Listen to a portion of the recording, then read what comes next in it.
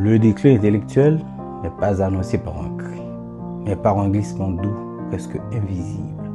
Il s'est glissé dans nos mains sous la forme d'un écran. Les réseaux sociaux ont pris racine dans nos vies et lentement ils ont remplacé le livre, la réflexion, le silence. Ils nous ont donné l'illusion du savoir lorsqu'ils nous ont volé le goût d'apprendre. Nous croyons être cultivés parce que nous voyons tout. Mais en vérité, nous ne comprenons plus rien. Nous confondons information et connaissance, curiosité et distraction, connexion et conscience.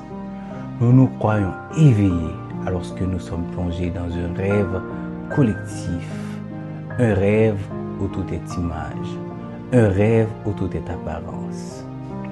Les réseaux sociaux nous ont fait croire que penser était une perte de temps et que réfléchir, c'était s'éloigner de la tendance. Ils ont transformé l'intelligence en spectacle et la culture en contenu.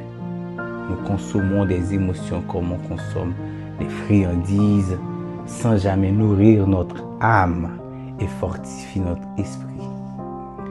Peu à peu, l'homme moderne s'est éloigné de la profondeur pour s'attacher au superficiel.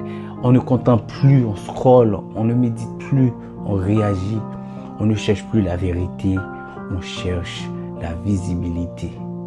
Et pendant que nous rions, que nous likons, notre capacité de penser s'effrite, notre discernement s'affaiblit, notre jeunesse s'endort dans une mer de futilité. Le danger n'est pas que nous soyons distraits, mais que nous finissons par aimer notre distraction. Car une génération qui s'amuse pendant que la pensée meurt prépare sans le savoir la tombe de sa propre liberté. Et un peuple qui ne pense plus n'a plus besoin d'être enchaîné, il l'est déjà.